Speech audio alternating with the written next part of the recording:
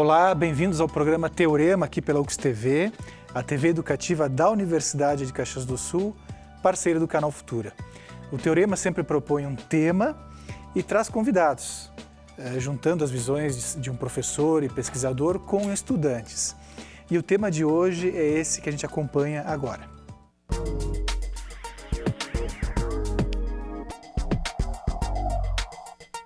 Nascidos em meados das décadas de 80 e 90, a chamada Geração Z está no período de ingresso na universidade e, consequentemente, no mercado de trabalho.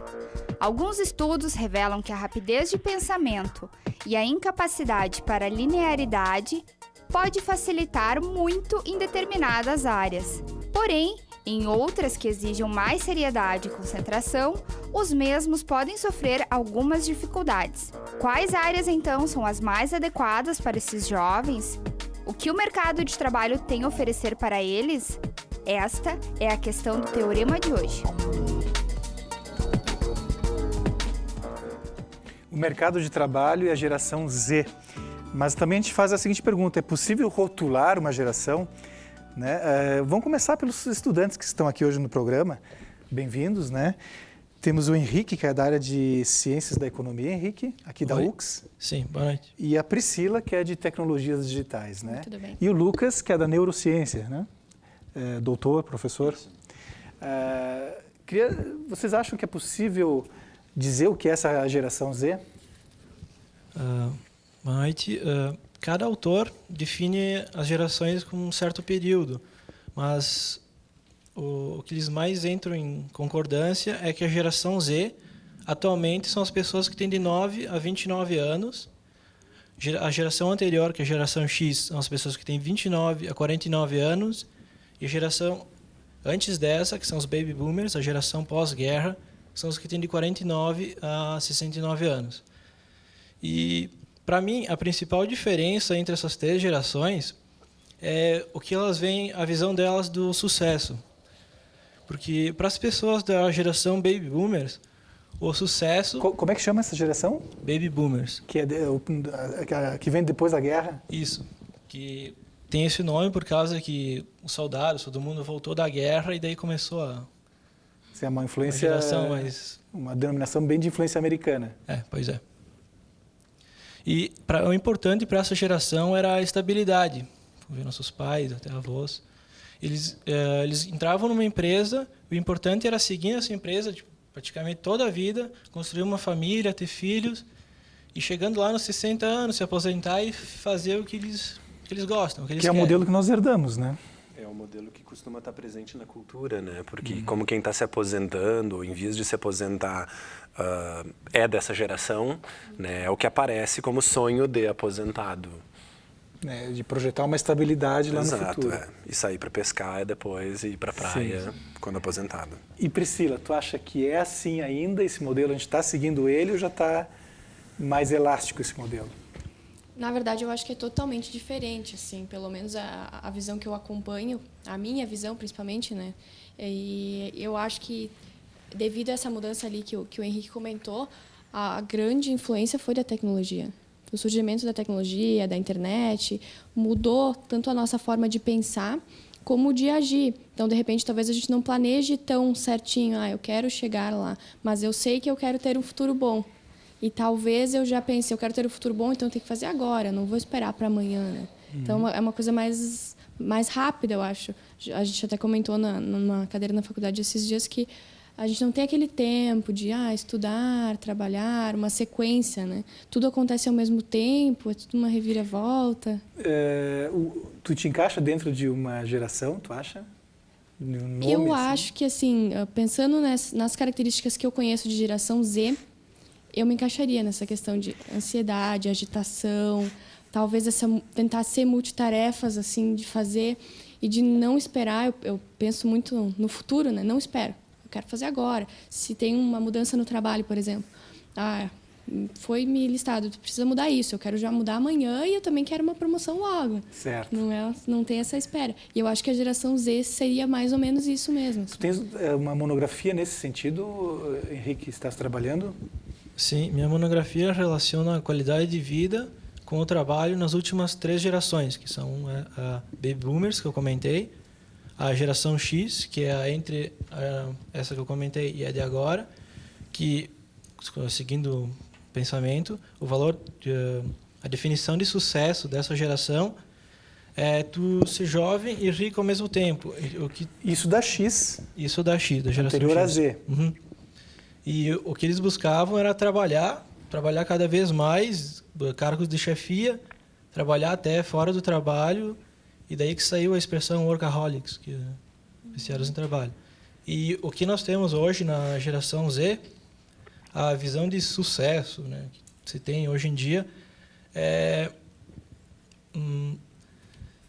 tu ser menos relacionada com o dinheiro e mais relacionada à realização, ou seja, tu ter prazer no que tu está fazendo. Tem um alargamento, então, do horizonte, assim, a princípio. E uma ênfase nessa busca por prazer, e especialmente um prazer imediato, né? Isso tem diferenças importantes entre as culturas. A gente costuma usar o conceito de adiamento de gratificação, né? Eu abro mão de uma recompensa imediata para colher os frutos no futuro, né? E tem uma série de indícios mostrando de que no longo prazo isso pode ser produtivo. E como a Priscila apontou, às vezes se tem eu quero fazer a mudança agora e eu quero uma promoção logo como consequência, né? Então, uma busca por um prazer mais imediato. E isso, as evidências mostram que não é muito produtivo, infelizmente, para a geração Z. Agora, Lucas, e vocês também, né? Dá para fazer esses encaixes de geração como se tenta fazer, né? Essa é uma geração Z, essa é a X, ou esses conceitos são muito subjetivos, né? A gente tem que evitar as caixinhas, né? A caixa onde tu coloca todo mundo daquele grupo, daquela geração dentro da mesma caixa. Assim. Tu pode dizer que a maior parte das pessoas de uma determinada geração tem um certo padrão comportamental, como estava sendo apontado. Tá? Um certo padrão. Mas tu sempre vai ter variações ali em cima. Então, tu vai ter a pessoa que é bem jovem, da geração Z, mas ainda pensa como uma geração mais antiga, assim como tu tinha antes pessoas de geração mais antiga que pensam como o pessoal mais novo pensa. Então, as coisas não são absolutas, mas tu tem uma descrição geral para o grupo. Sim. O Henrique gostaria talvez de colocar alguma coisa, porque o Henrique não vai participar do segundo bloco, ele tem um compromisso, mas nessa tua área de estudos, na tua perspectiva, como é que tu enxerga, então, essa geração Z que tu está, inclusive, pesquisando, né? Tu acha que ela está bem delineada, bem definida, ou ainda está para ser descoberta a característica dela? Como ele falou, né? Não dá para moldar a geração, só tendo essa base de dados é mais fácil medir o que acontece. A geração Z, hoje em dia, entre 9 e 29 anos, existem 2,3 bilhões de pessoas na cidade. Ou seja, é a nova força de trabalho global. E são eles que vão ditar praticamente as regras da próxima geração e do futuro. E é uma geração muito empreendedora, porque 54% dessa geração já tem ou pretende ter seu próprio negócio. Então, é totalmente ao contrário da estabilidade. Eles vão tentando coisas novas, mesmo que errem, mas estão sempre procurando coisas novas que os agradem. E dentro desse conceito de rede, também de multifunções, atividades simultâneas, paralelas, é um pouco a característica da Z? Sim. Devido a toda oportunidades, informações que a globalização oferece, eles têm essa facilidade com multitarefas, só que isso tem um custo também. E essa geração ela sofre de ansiedade crônica, que é estresse, que é os efeitos colaterais de fazer um monte de coisa ao mesmo tempo e todo esse excesso de informação. Certo. Bom, já fica uma questão para o segundo bloco, que é isso, né? Esse multi, como é que funciona isso na nossa cabeça, né? No nosso jeito de ser. Agradecemos o Henrique, que vai nos deixar no segundo bloco por um compromisso.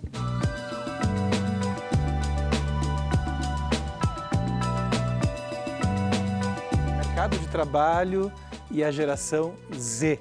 Mas mais do que o mercado de trabalho, a gente está tentando entender, né, o que são essas fronteiras geracionais ou essas definições de gerações, né?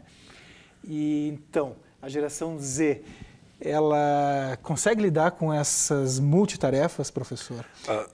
Isso é um desafio para todas as gerações, na verdade, né? Exato. Existe uma crença de que a geração Z, e quem pertence a essa geração acredita que consegue dar conta de muitas tarefas ao mesmo tempo. Mas essa crença não encontra uma fundamentação nas evidências, né? Uma série de experimentos feitos medindo a atividade de sistema nervoso e tal, se viu que quando a gente faz duas tarefas ao mesmo tempo, um lado do cérebro, bem na frente, monitora uma tarefa, o outro lado monitora a outra tarefa. E à medida que a gente alterna entre uma e outra, os lados se alternam e tudo funciona em ordem. Só que se tu colocar uma terceira tarefa, ou uma quarta, ou quantas forem, tu não tem mais uma estrutura para alocar para esse monitoramento. E o resultado é que tu começa a ter perda de performance em todas as tarefas. Mas isso num pensamento assim simultâneo, o que não quer dizer que a pessoa não possa tocar vários projetos ao mesmo tempo. Tu consegue, isso a maior parte das pessoas consegue, desde que em cada momento tu esteja focado em um projeto. Tá? Isso não importa muito a geração a qual a pessoa pertence, mas o que normalmente o pessoal da geração diz é que consegue assistir televisão, estudar, ouvir música e ainda conversar com alguém no Facebook ao mesmo tempo. Alguma tarefa vai estar sendo perdida aí, normalmente todas, né? Se tu exceder duas, tu tem perda de performance em basicamente todas. Na verdade, eu acho que é perceptível que tu começa a não prestar tanta atenção. Ou às vezes perde, tá conversando com alguém, mas tá assistindo TV. Perde uma parte da conversa. Não, peraí, repete que eu me perdi aqui, né? E aí tu tá tendo perda de performance, porque tu vai estar tomando mais tempo para conseguir executar as mesmas tarefas. É aquele desespero que dá quando o cara atende o telefone dirigindo, né? E depois não se dá conta do percurso que fez. Tchê, que perigo, né? Mas a gente consegue fazer um monte de coisa no automático. Se não acontecer nenhum imprevisto, tu vai continuar conseguindo dirigir em ordem, porque vai no automático. É telefone versus condução, ainda vão duas tarefas. Mas eu comecei a me policiar com essa história, sabe? Porque uma dessas... Só que tiver qualquer imprevisto, a tua atenção está focada na conversação. Mesmo que tenha uma outra pessoa do lado. Tem evidências mostrando que você está conversando com o passageiro, tu tem perda de atenção na direção. Mas como o passageiro costuma estar olhando para fora, ele funciona como um sistema de alerta extra. Então, tu compensa essa perda, mas no telefone não. Então, mesmo com essas multifunções, o importante é ter os momentos de dedicação integral para... Exato, conseguir ter uma atividade estruturada. Outra característica dessa geração que a gente até conversava durante o intervalo, né? Que vocês comentaram. Essa disposição, essa abertura para o jogo. Sim. Coisa que foi reprimida na minha geração, assim, né? Aqui na cultura da nossa região, né? A gente, como o Henrique estava mencionando antes, os baby boomers, né? Essa geração do pós-guerra, tem uma divisão clara entre o que é ser criança e o que é ser adulto. Criança brinca, criança joga. Adulto não. Adulto, no máximo, assiste esporte na televisão e tal. E da geração X em diante, ou seja, essa geração ali de década de 70 e iniciozinho de 80, a geração X já aceita a ideia de manter jogos na vida adulta, especialmente o videogame.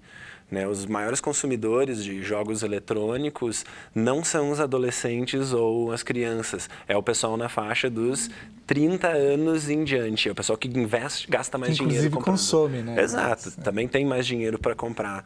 Então, não existe ainda uma aceitação ampla em termos culturais de que as pessoas podem jogar, mas elas continuam jogando. E esse jogar parece estar associado com realmente manter algumas características juvenis que estão associadas a uma flexibilidade cognitiva. Né? Então, o pessoal que tem 40 anos para menos, né? Então, tanto geração Z como geração X, costuma estar mais aberto a experiências e costuma ser mais flexível.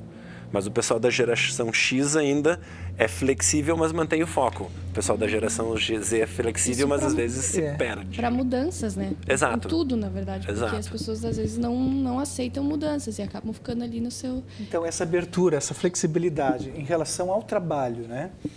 Como que vocês enxergam essa geração? Há uma queixa da geração anterior de que os novos não querem um determinado trabalho, fogem logo, né? Mas isso é uma característica nova. Eu acho que assim, pela minha experiência também, pelo que eu conheço disso, eu trabalho com tecnologia. Então, eu não quero que seja tudo muito fechado ou que eu não tenha experiências novas, porque a tecnologia, a cada dia, ela muda, né? Então, eu espero sempre ter uma experiência nova, aprender uma coisa nova, conhecer alguma coisa diferente, ter uma mudança, nem que seja, às vezes, uma mudança de lugar, uma coisa simples, sabe? Que a empresa acaba fazendo, que motiva. Porque tem que ter uma motivação. A partir do momento que não me dá motivação, já começa a ficar ruim. O que eu vejo que antigamente eles não, né? Fica ali, às vezes, 10 anos na mesma empresa. Sim, as estruturas assim mais sólidas e tradicionais não dão conta desse novo perfil. Assim. E como, usualmente, pensando numa situação mais comum, o dono da empresa pertence a uma geração, o pessoal de gerência intermediária pertence a outra, e o pessoal que está entrando vai pertencer a uma outra, tu acaba, às vezes, tendo choques entre essas culturas. Mas se pensar, por porque exemplo, as expectativas de um são diferentes dos outros. Toda a estrutura legal, por exemplo, de legislação até de trabalho, não acompanha isso. Não. Né? Porque as pessoas eram contratadas para fazer uma coisa. Hoje já não é mais assim. E depende também de quem faz as leis, né? Que, no geral, vai ser de uma geração Com mais certeza, antiga e Sim. monta as leis para se adequar com a sua visão de mundo. Né? Por isso que as leis têm que ser mudadas de tempos em tempos. Né? E por isso que eles não entendem, né? A geração que vem. A geração que não conviveu com a tecnologia não entende por que eu quero internet no celular ou por que a internet não pode estar bloqueada. Muitas vezes a gente usa ela para pesquisa mesmo, né? Eu acho que exige um pouco de maturidade também, de saber usar, mas às vezes assim, eu estou fazendo uma coisa, eu não sei mais fazer. Aonde que eu vou pesquisar? A geração que me antecedeu tinha um apreço muito grande com aquele documento chamado carteira de trabalho, né? E parece que era assim, a pessoa teve só um emprego ou dois ao longo da vida, era uma grande coisa. Hoje é praticamente o inverso, né? Assim, não existe mais esse conceito de que há a necessidade de ficar o tempo inteiro numa estrutura só. Talvez justo por como a Priscila está mencionando, essa expectativa por mudança, né? Fica ali 4, 5 anos numa determinada atividade e perdeu a graça. Né? Eu quero algo novo, eu tenho que encontrar uma novidade, porque isso que vai me estimular, isso que vai me motivar. Né? Então, vai ser diferente. E como é que você chega à conclusão de que uma geração é X e outra é Z? Como é que começou essa rotulação, será? Como esse tipo de coisa costuma vir num viés americano, é bem comum que esteja relacionado a hábitos de consumo. Né? Então, tu pega o consumidor da geração Baby Boomer, né? Baby Boomer. Ele compra certas coisas, certos produtos, certas marcas, e ele tem certo interesse em certa faixa de preço. Né? Então, tu tem a propaganda televisiva que é feita para o Baby Boomer. Né? A gente aqui no Brasil não se preocupa tanto com isso, mas toda a grade de programação nos Estados Unidos, cada programa ele tem um público-alvo específico, eles têm todas as avaliações do Nielsen Ratings, que é o pessoal...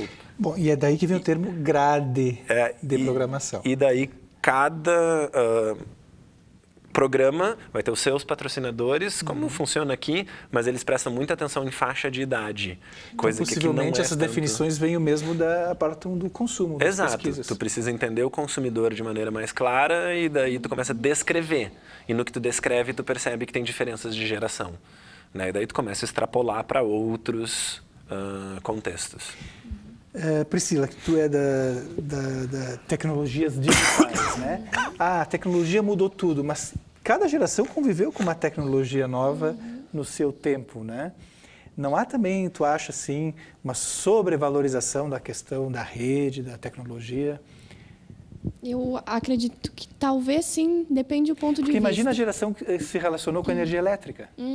Que diferença em relação às anteriores, pais, né? que não tinham TV em casa e de repente surgiu a televisão em casa. O rádio ali, tudo que aconteceu ali no meio. Né? Eu acho que influenciou em cada época, né? Pode ser na forma da TV, agora na forma da internet e tudo mais, mas eu acho que agora sim. Hoje em dia, tudo que se faz tem internet no meio. A gente estava comentando antes, vai num lugar, senta umas 8 pessoas, digamos, vamos jantar. Se tu reparar, todas vão pegar o seu celular. Porque é um hábito horrível. Porque é um hábito horrível, né? Perde o contato social. Eu acho que nisso ela é muito prejudicial. E aí ela é super valorizada. Bom, a gente vai indo mais para o bloco final do programa.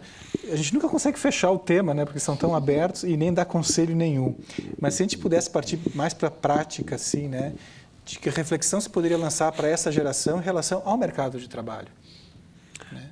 Eu diria que pode ser interessante tentar entender quem é o seu empregador, quem você está querendo, para quem você está querendo trabalhar, né? E tentar entender que os hábitos da empresa podem ser diferentes dos seus. Tu tem sempre a opção de buscar uma empresa que tem hábitos parecidos com os seus ou tentar fazer algum ajuste no teu comportamento para conseguir lidar com a empresa na qual tu está entrando. Então, tu tem que ter flexibilidade nisso também.